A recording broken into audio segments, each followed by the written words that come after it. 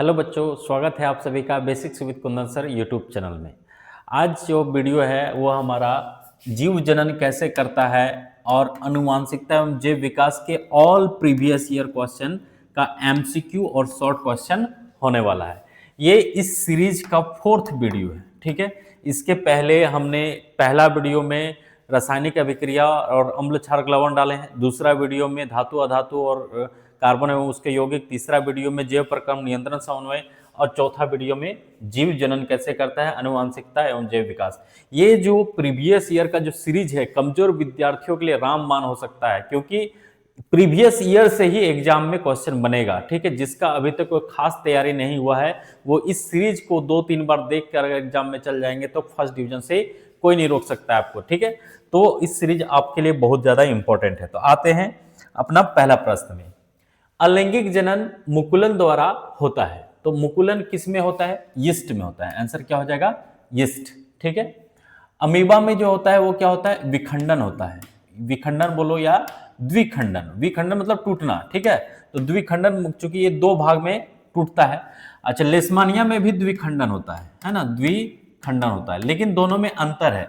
इसका जो तल है मतलब एक निर्धारित तल पर होता है, जैसे लेशमानिया कैसे होता है, ऐसे है ना, ऐसे। तो यहां से ये टूट जाता है, लेकिन अमीबा का टूटने का कोई जगह नहीं होता है, फिक्स जगह नहीं होता है। बस यही अंतर है अमीबा और लेशमानिया में, ठीक है। प्लाज्मोडियम में जो है वो क्या होता है? बहुखंडन होता है। क्या होता है? बहुखंडन। तो देखिए, एक क्वेश्चन से हम लोग ने बहुत सारा क्वेश्चन कर लिया, ठीक है। निम्न में से कौन सा मानव मादा जनन तंत्र का भाग नहीं है? मादा मतलब क्या होता है? महिला, है ना।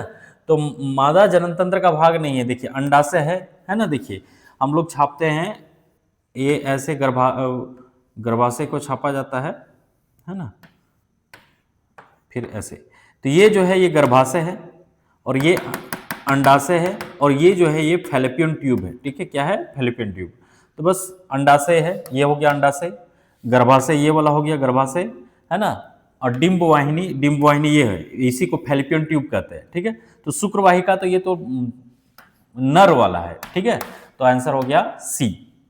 देखिए, हम बहुत सारा क्वेश्चन करेंगे, एक क्वेश्चन से मात्र एक क्वेश्चन नहीं करेंगे। अगर पॉसिबल होगा तो जितना भी ऑप्शन से क्वेश्चन बन सकता है सब करेंगे, तो इसलिए बहुत इंपॉर्टेंट हो जाता है।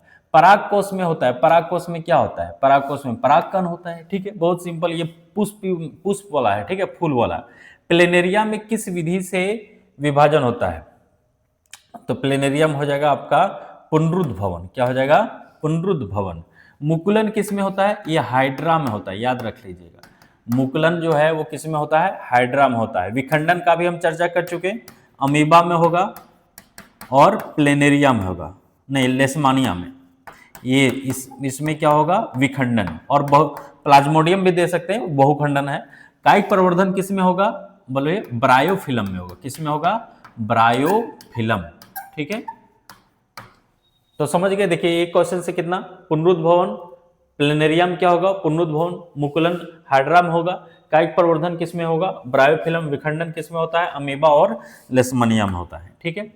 निम्न में से कौन एक लिंगी पुष्प है? तो यहां पर हो जाएगा पपीता, ठीक है। पराग कणों के पुंकेसर से वर्तिकाग्र तक स्थानांतरण की प्रक्रिया को क्या कहते हैं? बहुत आसान है। देखिए, पुष्प में क्या होता है? परागकण होता है और ये वर्तिका यहां से होते हुए यहां पर पहुंचता है, तो इसको क्या कहते हैं? परागण कहते हैं। क्या कहते हैं?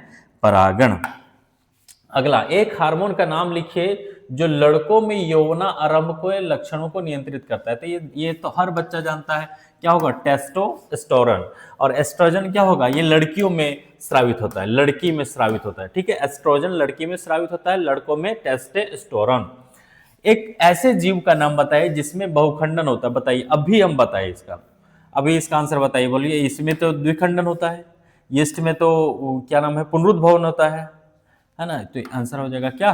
प्लाज्मोडियम, ठीक है। अगला क्वेश्चन, ब्रायोफिलम में अलैंगिक जनन किस विधि से? ये भी क्वेश्चन अभी हम बताएं। देखिए, इसलिए बोले ऑप्शन से भी क्वेश्चन बन सकता है, इसलिए ये जो डिस्कस हम कर रहे हैं आपके एग्जाम के पॉइंट ऑफ व्यू से बहुत इंपॉर्टेंट होने वाला है। अपने यार दोस्तों को इस वीडियो को शेयर कर दें और उनको भी बोले कि यार यहां से पढ़ लो, फर्स्ट डिवीजन कोई नहीं रोक सकता है। ब्रायोफिलम में अलैंगिक जनन किस विधि से होता है? तो बताइए। हम बोले कायिक प्रवर्धन। क्या होता है? कायिक प्रवर्धन। बताइए, मुकुलन अभी बताएं, हाइड्रा विखंडन में आ जाएगा, विखंडन पूछ देगा तो अमीबा, लेशमानिया और प्लाज्मोडियम। ठीक है। जब एक पुष्प के परागकण दूसरे पुष्प के वर्तिकाग्र में स्थानांतरित हो जाता है तो इसको हम लोग पर परागन कहते हैं। क्या कहते हैं? जब एक पुष्प का दूसरा फूल में चला जाएगा तो पर परागन, अपने ही फूल में आ जाएगा तो उसको स्व परागन कहते हैं। तो आप आंसर क्या हो जाएगा? बी। अगला क्वेश्चन, इनमें से कौन स्त्री केसर का भाग नहीं है? देखिए, पुष्प में पुंकेसर मतलब जो नर वाला भाग है उसको, और स्त्री केसर जो मादा वाला भाग है उसको कहते हैं। ठीक है। तो यहाँ पर देखिए, वर्तिका ये स्त्री केसर का भाग है, वर्तिकाग्र भी स्त्री केसर का भाग है, अंडाशय भी है, पराग कोश ये पुंकेसर का भाग है। ठीक है, ये पुंकेसर है। तो आंसर हो गया डी। बाकी ये तीनों क्या है? स्त्री केसर का भाग है। जो जनन कोशिका अपेक्षाकृत बड़ी होती है और जिनमें भोजन का भंडार और संचित होता है उसे क्या कहते हैं? ये तो बहुत आसान क्वेश्चन है, मादा युग्मक है ना। मादा युग्मक जो है वो बड़ा होता है और उसमें भोजन का भंडार होता है। जैसे अंडाणु में अंडा में क्या होता है? भोजन होता है ना। और जो नर युग्मक है, नर युग्मक ये क्या होता है? छोटा होता है और गतिशील होता है। देखिए, बहुत सारा क्वेश्चन हो गया कि नहीं हो गया? नर युग्मक क्या होता है? छोटा होता है, गतिशील होता है, गति करता है। मादा युग्मक जो है वो बड़ा होता है, भोजन उसमें संचित होता है और स्थिर होता है। देखिए, बहुत सारा क्वेश्चन कर लिया। अब युग्मनज किसको कहते हैं? युग्मनज, इसको इंग्लिश में हम लोग जायगोट भी बोलते हैं, जायगोट। ठीक है। युग्मनज देखिए क्या है, जैसे ये अंड है और अंड में अगर शुक्राणु, ये मान लीजिए शुक्राणु है, ठीक है, तो अगर ये जाके इससे मिल गया, अब जाके जो एक सिंगल कोशिका बनेगा, है ना, अब जाके जो सिंगल कोशिका बनेगा इसी को हम लोग क्या कहेंगे? युग्मनज कहेंगे। ठीक है। देखिए, बहुत सारा क्वेश्चन कर दिए कि नहीं कर दिए? ठीक है। तो वीडियो को दबा के शेयर कर दीजिए और लाइक कर दीजिएगा। ठीक है। इनमें से कौन नर जनन तंत्र का भाग नहीं है? देखिए, विरसन है, लड़कों में होता है, शुक्रवाहिनी भी है, शुक्राणु है, ये तो मादा में होता है। आंसर क्या हो जाएगा? डी। अति लघु उत्तरीय प्रश्न, अब जो सबसे छोटा है 1 नंबरिया, देखिए यहां से भी क्वेश्चन मल्टीपल वाला बन सकता है, इसलिए हम बता रहे हैं। ठीक है। उभयलिंगी पुष्प किसे कहते हैं? तो वैसा पुष्प जिसमें पुंकेसर और स्त्री केसर दोनों होता है उसे उभयलिंगी पुष्प कहते हैं। शुक्राणु का निर्माण कहाँ होता है? वृषण में होता है। बहुत आसान क्वेश्चन हो गया। अंड कोशिका का निर्माण कहाँ होता है? तो अंड कोशिका का निर्माण अंडाशय में होगा। बहुत आसान है, जो क्वेश्चन वही आंसर है ना। मनुष्य में गतिशील जनन कोशिका को क्या कहते हैं? देखिए, अभी इसके बारे में बात किए, गतिशील जनन कोशिका, बोलिए नर, है ना, नर युग्मक। नर युग्मक को क्या कहते हैं? गतिशील जनन कोशिका कहते हैं।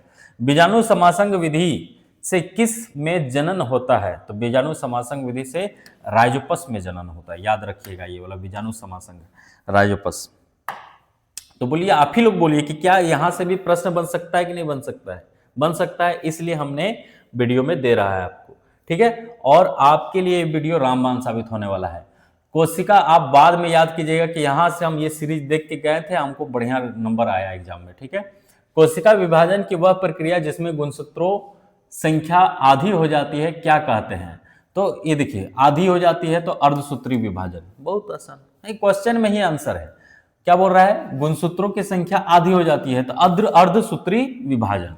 जब किसी पुष्प का पुंकेसर एवं स्त्री केसर दोनों उपस्थित हो तो उसको, ये पहले भी डिस्कस कर चुका, उन्हें उभयलिंगी, उभय जैसे मैथ में उभयनिष्ठ होता है उसी तरह यहाँ उभयलिंगी पुष्प कहते हैं। जैसे गुड़हल और सरसों, याद कर लीजिएगा। अभी उसके पहले हम लोग पपीता, वो एक लिंगी था, और उभयलिंगी में क्या आ जाएगा? गुड़हल और सरसों हो जाएगा। स्वपरागन किसे कहते हैं? ये भी क्वेश्चन डिस्कस कर चुके।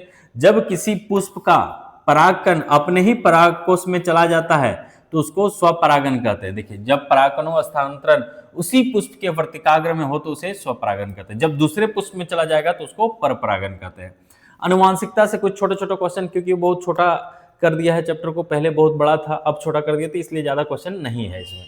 मेंडल ने अपने प्रयोग के लिए किस पौधे का चयन किया था? तो मटर का, साधारण मटर के पौधे का चयन किया था। ठीक है। जीव विज्ञान की वह शाखा जिसके अंतर्गत विभिन्नता तथा अनुवांशिकता का अध्ययन किया जाता है। डायरेक्ट आंसर क्या हो जाएगा? अनुवांशिकी। प्राकृतिक चयन सिद्धांत किसने दिया था? डार्विन ने दिया था। किन उत्तक में उत्पन्न परिवर्तन वंशानुगत नहीं होता? तो कायिक उत्तक। ठीक है, अब लास्ट दो गो, ये डीएनए, डीएनए का full form deoxy ribo nucleic acid. ठीक है, डीऑक्सी राइबोज न्यूक्लिक एसिड। और आरएनए, तो डी खाली हटा दो, डीऑक्सी यहां तक, राइबोज न्यूक्लिक एसिड, ये क्या हो जाएगा? आरएनए हो जाएगा।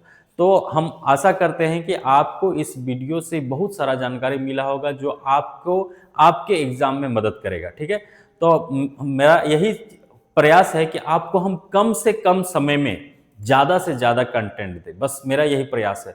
बाकी हम आपका ज़्यादा समय नहीं लेना चाहते हैं। अगर वीडियो अच्छा लगा तो लाइक कर दीजिए, कमेंट कर दीजिए और अपने यार दोस्तों को शेयर कर दीजिए। धन्यवाद।